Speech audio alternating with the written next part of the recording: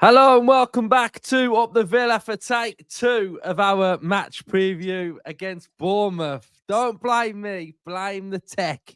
Me and Earl did a great little episode, but for whatever reason, technology failed. So here we are again, and I'm dedicated to you guys to bring you the content. And Justin has now been drafted in. How are you, mate?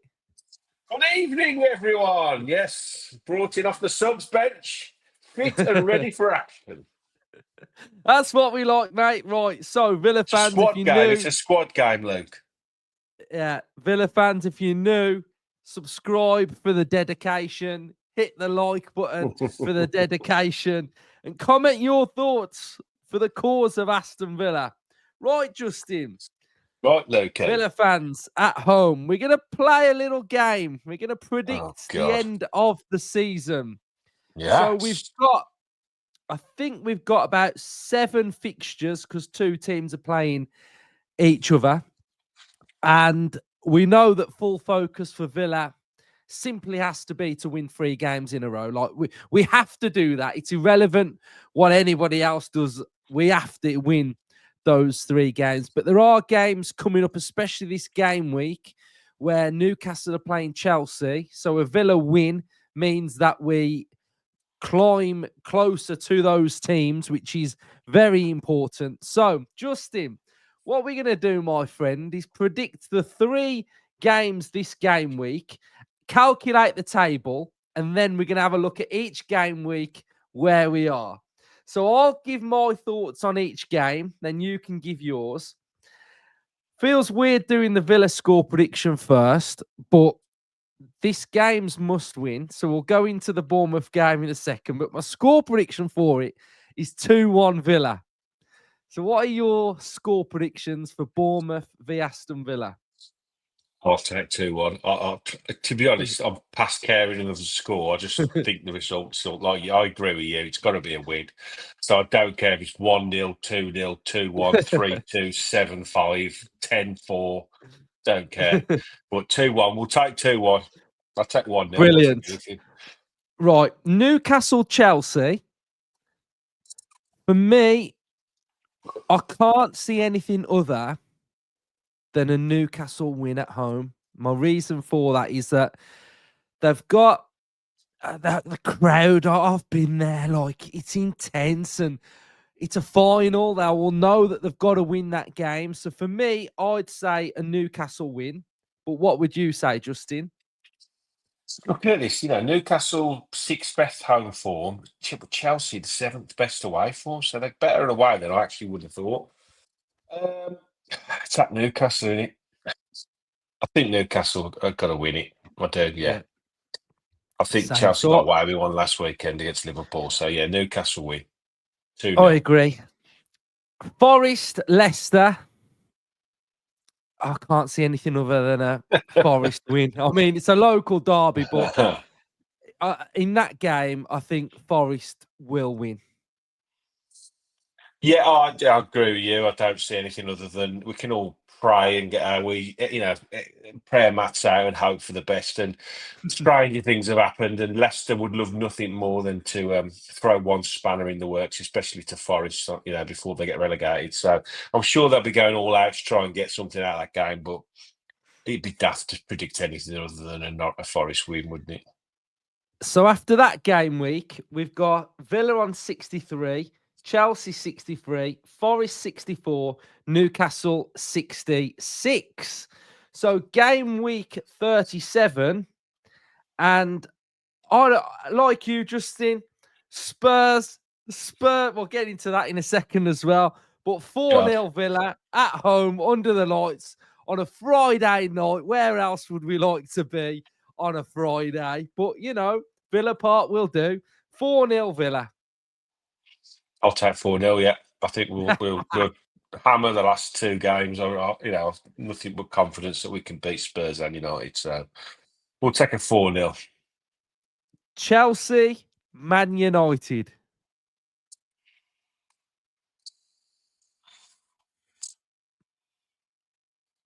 I'd love to say United are going to get something there, but they are dross, aren't they? Yeah.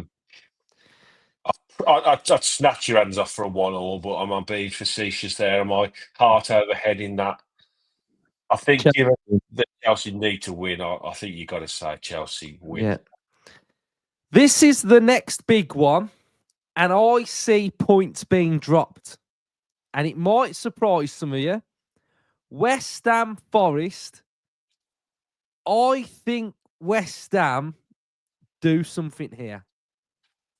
A draw or a win when you don't expect it. West Ham are a bit weird at the minute. They're playing bad. They're not winning, but then this game, it just pops out to me. I just think Forest drop points. So, do you think they drop enough, or do they get a point, or do you see Forest winning?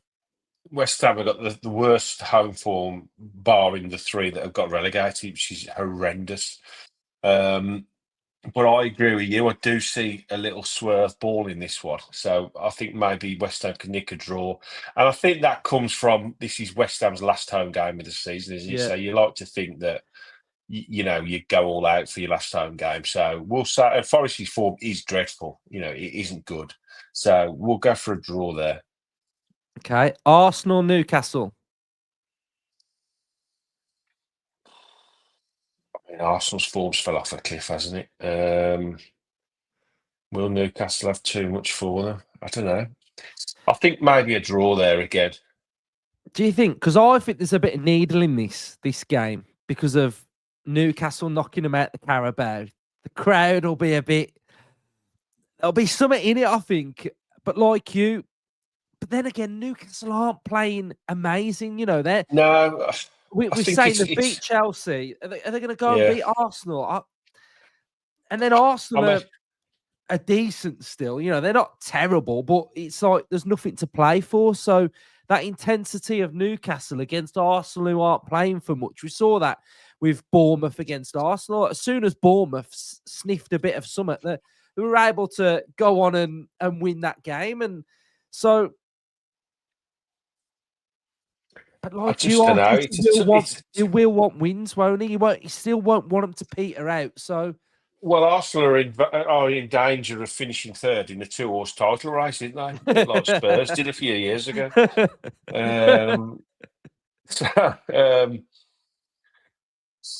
Again, am I just hoping it's going to happen rather than thinking it's going to happen? I think I'll stick a draw there. I think there's enough in it for both of them to try and get enough out of the game to probably say a draw. Okay, so we've calculated that now.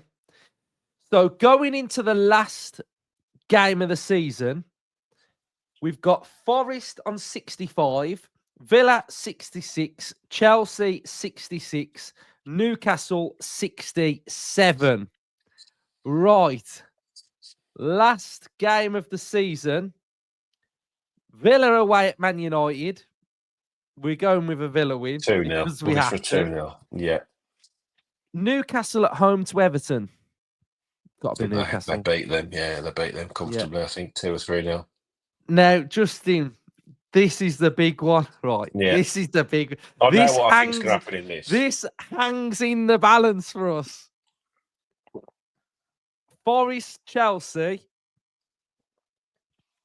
I'm adamant on this one. I'm adamant on this one. My head is saying Chelsea. My heart's saying a draw. What are you going with? I think Forest win this all day long. Really?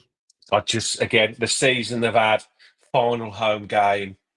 Yeah. They're going to go, they'll know the importance of it. If they do drop points on the way, then this is their last chance to try and get something. So I just see them beating Chelsea at home. And you know what that confirms? 5th place for Villa. Champions League football, guys. Villa in 5th, Forest 6th, Chelsea 7th. We'll take that. We'll take Villa. Right, so that was done on worldfootball.net. You guys at home do yours and let us know what permutations have happened for you. Villa, Champions League, yes or no? Justin, me and you were at the under-18s yesterday. Thoroughly enjoyable afternoons worth of football. Absolutely loved it. magnitude for those players, 25,000. Many of them will have played in front of, 100 at the max, probably. The level that they're playing at, Bodymore. You'll get the scouts, you'll get family, you'll get players and the opposition team, but you won't get a decent crowd. And for them to step up and win and play well was so pleasing for me. And I'm going to read something now, which for me is the biggest takeaway from this game. Manager after the game, Jimmy Shan: "We try and steal and pinch a lot of what Unai does. His work on the grass is fantastic. There's lots that we try and follow and try and copy. We're all working towards an Aston Villa identity." And for me, that is music to my ears, because it shows the cohesion between youth level and the first team. It also shows maybe a bit of a pathway for certain players that fit a certain criteria of the way in which we play and want to operate and we want to do things. So there could be a seamless moving of a player that plays in a specific position that can fit into the way in which we're doing things. But, I thought it was absolutely fantastic, and fair play to them to be able to win that. And it's massive for the academy. It's massive for the work that we do behind the scenes of producing young talent. I think it's now important that we finally start to eventually see some of these now breaking through and coming into Villa. The last one was Ramsey. One before that was Grealish. So that's vitally important. But for me, it was great, and great to see so many little kids watching the Villa yesterday as well. So what was your thoughts on it, and what player stood out for you? Yeah, I love it, to be honest. We go down the 21s a lot at Bodymore. I went to the semi-final against Manchester United. It's great to see, and it's weirdly, the sort of last 2 or 3 interviews I've done on my stuff, it's been Stefan Moore talking about his time coaching the academy, Mark Albrighton talking about coming through the academy, and even Brian Little, back to the days when he came through. And like you say, the important thing is he's getting that identity as a club, breeding it through all of the levels. And I think when they get to that age group, so the age group we saw last night, the 18s, it's at that point when they have to be switched on to this pathway to the first team, and that's what they try and do. And there's lots of players there. It's always exciting to see the Villa teams coming through, and I remember when we won it in 21, I think, the players that came through there. But we've already seen some of these players on the bench of the first team. Jim Aloba, he's a good player, and the keeper Sam, he's been on the bench a few times, and I love the right back. I think you've highlighted that a few times now. And I watched him intently last night, and we was right behind the dugout. And second half, he was outstanding. His touch, his awareness, his pace getting forward. It's frightening what these lads have got, capabilities of. And one player that didn't really stand out, and I haven't seen a lot of, and he's Cole Brannigan. And he goes and scores an absolute world. He'll never forget that for the rest of his life. But we've got some really, really good players, and I know the family of TJ Carroll, the centre half, who scored the equaliser, and I was talking to his stepdad and mum last night and before the game, and they're so proud of him, and they are so switched on to this pathway through. And I think we'll see a lot of these lads in the 21s next year, and maybe even get loan deals, and we need to see them pushing the first team at 17, 18, 19, and they already are. So it's so exciting for the next few years to see how they develop. Fantastic. Absolutely love it. Premier League have not really, gone under the radar, haven't they? Premier League, have they done anything in the last couple of days? But absolutely shocking. Just double standards. It epitomises what we all think of the Premier League as an organisation and how they operate. And it's just disgusting that they've moved the game forward, and it's just not good enough, really. The amount of times that Villa have asked for games to be moved, when we asked for the Liverpool one to be moved, when they crammed it in a space of, 5 games in 11 days, when we only played 1 game in March in the Premier League. Not good enough.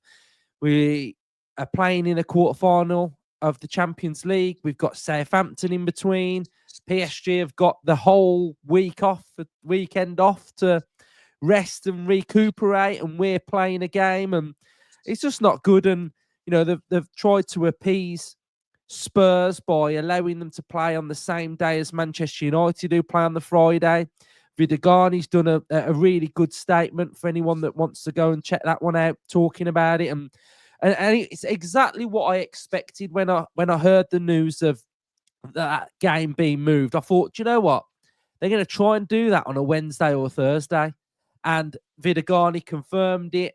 And the FA was saying, no, we can't have you on the Saturday because of the FA Cup.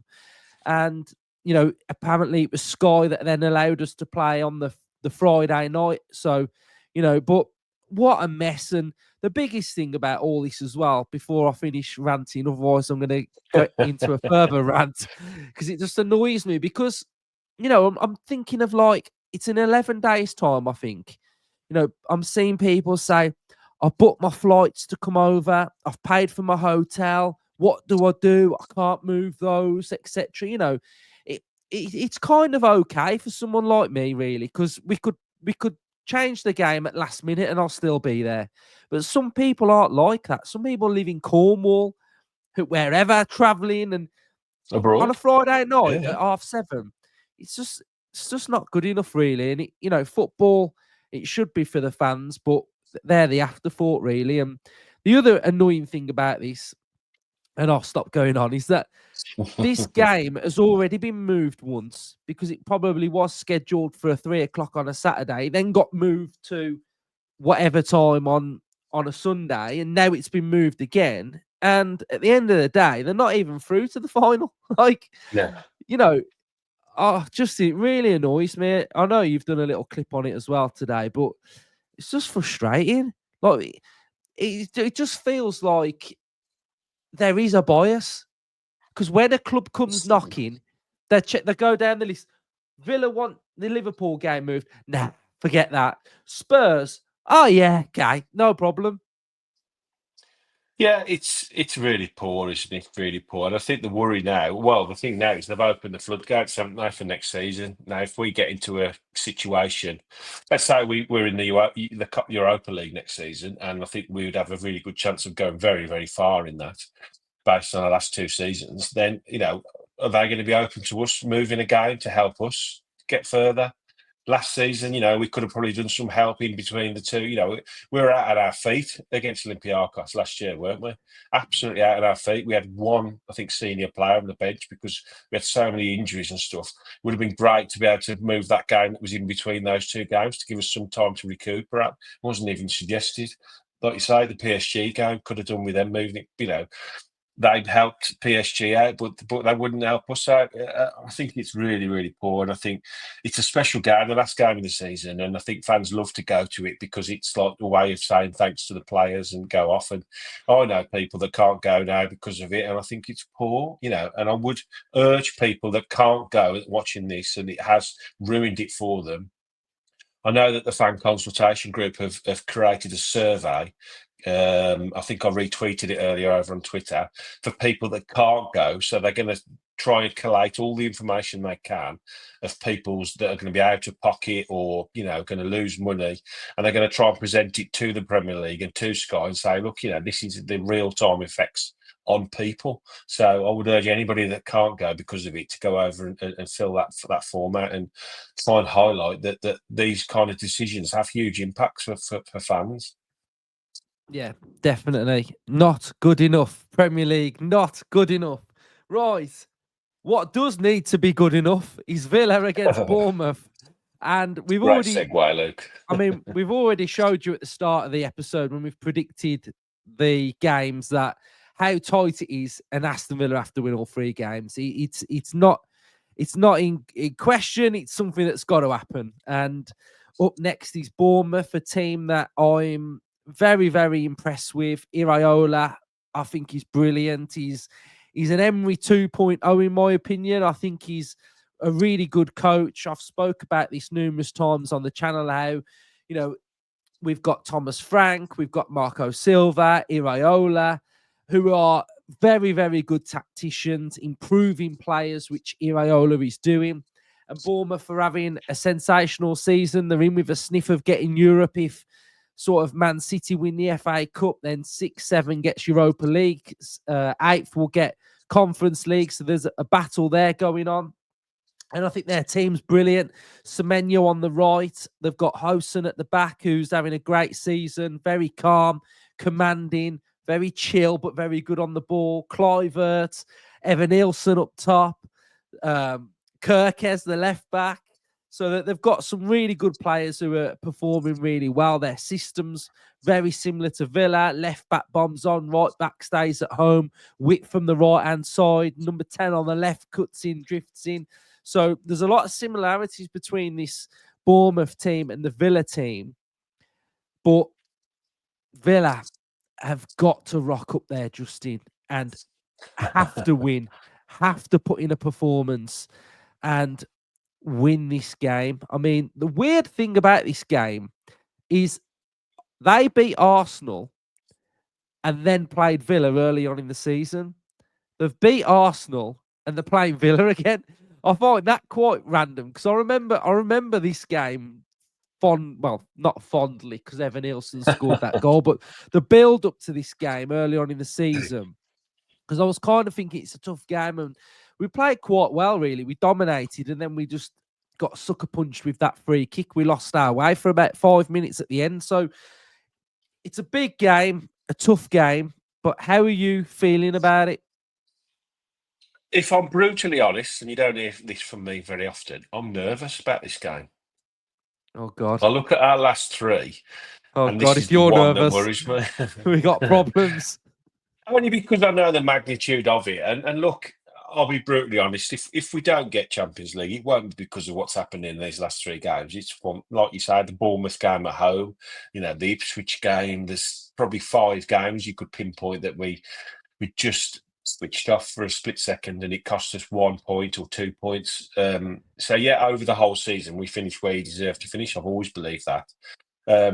So yeah, this at the 3 remaining fixtures is the big one. And if I said to you 10 years ago that we're playing Bournemouth, Spurs, and Man United in the last 3 games, but Bournemouth's the game I was worried about, you'd think I'd gone mad. But that just shows their resurgence and how well they've done. Like you've pointed out, the manager's fantastic. Their recruitment's been brilliant. They're very together. They're very. What's the word? Their form is really good. What I remember that it's very even. They've got 25 points at home, 28 points away. So they're good home and away. And that for me is a sign of a very good team. They all know what they're doing. They all know their jobs. They all know their roles. And they've got key players in key positions that put good performances in, week out, none more so than the centre half, who I absolutely love, Dean Hussein. I'm never sure how to say his name. Hussein, is it? Hussein? I think so. Spanish kid, yeah. Hoyson, that's it, is it? Hoyson, yeah. Dean Hoyson, young kid, absolutely phenomenal. What a player he is. I'll be gobsmacked if there's not a list of clubs as long as you're on after him in the summer. But Kepa another one, Azabalaga, the keeper that went. Put your teeth in. I know. They've got some names. Had a nightmare time at Chelsea, but he's gone there and he's looked really, really good. And I think you are absolutely spot on. It's almost like seeing, Unai Emery at work. Not only does he use his scouting networks to find these little unpolished gems and he brings them in and backs himself to improve them, but he can go and pick a player like Kepa from Chelsea, who people have basically written off, and say, you know what, there's a good player in there and I could just revitalise your career, give you a bit of confidence, play you regularly, and you'll come back into form. So it's a lovely blend of youth, experience and quality. And this is why it does worry me. We haven't had a massively good time down there over the years. But I do think we're good enough to go and win there. And I think, we are going to set up to win there, obviously. So I think we've just got to back that on the day we will be better than them. And we've got to take our chances. That was the biggest problem at home. We did play very well. We should have been out of sight well before they got that last second equaliser. So just learn from that, I think, and hopefully get ahead, stay ahead, but make sure we get further ahead, that we don't lose it in the last few seconds. Yeah, it's like you say, tough game. They're on 53 points. Brentford 52, Brighton 52, Fulham 51. So they're in a mini league, and they're top of that mini league. What I will say is that pressure for them, even though they're playing Villa on the back of a big win, there's still pressure now for them to get into that 8th spot. So that is an Just in advantage, case, hopefully, yeah. for Villa. But I think the one thing that I want to touch on and have a little chat with you about, Justin, is Villa at home. My chest's out. I'm walking up them whole 10 steps, and I'm backing Villa to beat anybody.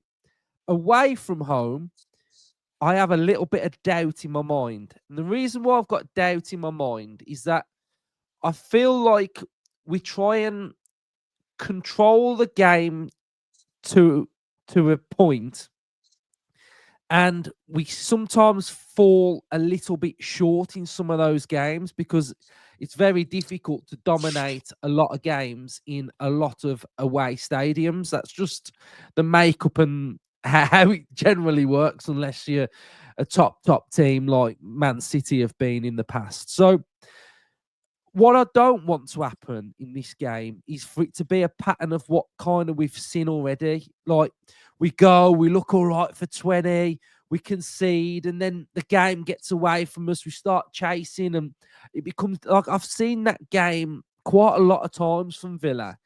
And I think I'm looking at this game and I'm thinking, what kind of can we do? Because he won't change it loads. He won't open us up. He won't go to attack him, but a little subtle tweak. Like, I look at their midfield two of Tyler Adams and Cook, and I think that's something we've got to dominate. We've really got to dominate the middle of the park. We dominate middle of the park, you start dominating the game. This is where this game's going to be won for me.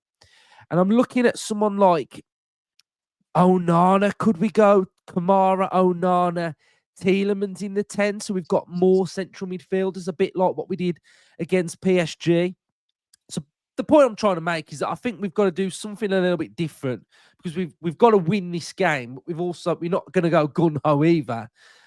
So it's about finding that balance of how we get the right approach for me, because what I don't want to happen is like we go out on a bit of a meh game, like, it's over now. Champions League's over, and we've just been a classic Villa away from this season. I think we've got to attack it, basically. But I don't know how do we do that without changing too much in our style? I don't know. I wish I did. I just think our home form suits our style, and we've built this way of playing that absolutely suits playing at home, doesn't it? And drawing the people on and sort of attacking them and waiting teams out almost. And I think away teams set up differently, because they're at home and it's the emphasis is on them. And I think that's what probably doesn't suit our game as much. And I do think this is something that's going to have to be addressed, and not until the summer. This tactic of our away forms. How do we, attack teams away from home? How can we make sure we get a better return of points away from home? 23 points from 17 games. It's 11th best in the league. And, if you want to be challenging for Champions League, you can't. It's only because our home form is so good that we've been able to retain our position up in the top sort of 5 or 6 positions. So we've got to make sure that we improve it. How do we improve it? I think we all know our Achilles heel this season defensively. We've conceded far too many goals, so that doesn't help. I really don't know. I think it's a game that I do feel we need to just ease our way into and not be gung ho. And hopefully, when we do get our chances, we just take our chances. I think that's the way it's got to be. I don't want to get it into like a proper like backwards and forwards game where we're just everybody's attacking, unless we have to in the last few minutes, obviously. But I agree with you. I think I'd like to see the 4 sort of midfielders in there, the box midfield back, and then play you forward, Jules Watkins, and then whoever you want, probably Rodgers out on the left, but McGinn, Tielemans, Kamara, and Arna. Really, I think at the very least, control the game to the best you can, and that Yeah. probably gives us the best chance of controlling the game to a point where we can make sure we shut them out whilst trying to create one or two chances, especially in the first half. And then at half time, we'll assess again and see what we need to do in the second half. Stay tuned for predicted lineup tomorrow, guys. I'm gonna cook a plan overnight. I'm gonna cook it. I'm gonna go into my little Villa bunker and I'm gonna cook the plan. One thing that I thought stood out for me, and I still see him get a bit of criticism, Justin.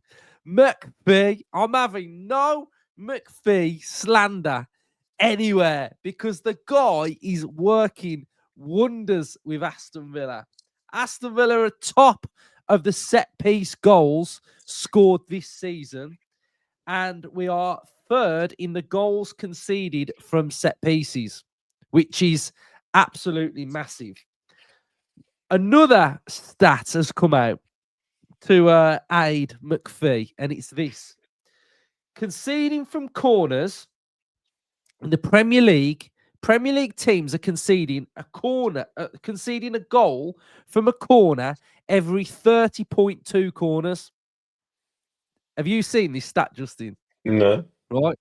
So the average for the Premier League is 1 goal every 30.2 corners. Villa, 1 goal every 78.5 corners.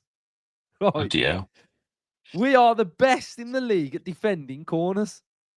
And that is wicked in itself and just highlights the job he's doing. And why I put this in to talk about this game is that I thought the under 18 set pieces were brilliant. Yeah. Creative, inventive.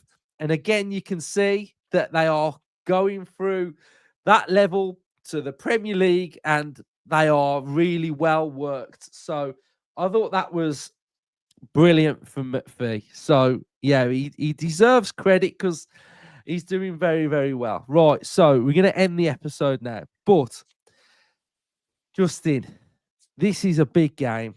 We've got to win. And the players will know because after Fulham, the players were talking about it was must win. We knew we had to win, etc. They know that they have got to go there on Saturday and win. Nothing more, nothing less. So Emery's just got to get the mindset correct and get the application right as well. Passion, hunger, desire, quality, be creative, switched on, clever, be on it. The word on it, because none of this ponderous malaise that we sometimes have away from home. I want to see a proper Unai Emery away performance. Because if it's anything like Palace at Wembley, I am not going to be happy. And I'm going to be very, very annoyed. So we've got to win. Nothing more, nothing less. So that's what I'm expecting. And what did I predict? What did we predict? 2-1, I think. Yeah. 2-1, right? 2-1. And I've got a funny feeling, guys. Onana, right? Onana. Got a funny feeling for Onana. So that's my vibe. Do you want to end on anything? I'm just praying we don't throw another Palace in because I can't be doing with another week of you on the group chat after that game. I can't be doing with that again. So please win Villa, just for the sake of my sanity on that group chat. Yeah, I was broken. I'm not gonna lie. Not gonna lie, I was broken. But I've recovered. Yes, I've you're got back. there You're eventually. back. We got there. We got you So back. We eased you back in gently. yeah, there we go. So hopefully you've all enjoyed the episode. Hopefully it uploads. So yeah, if you get to this part, I'm not coming on again if it don't. It's all uploaded. You'll have to check what Hannah's doing or Ryan. Right, up the Villa. Up the Villa.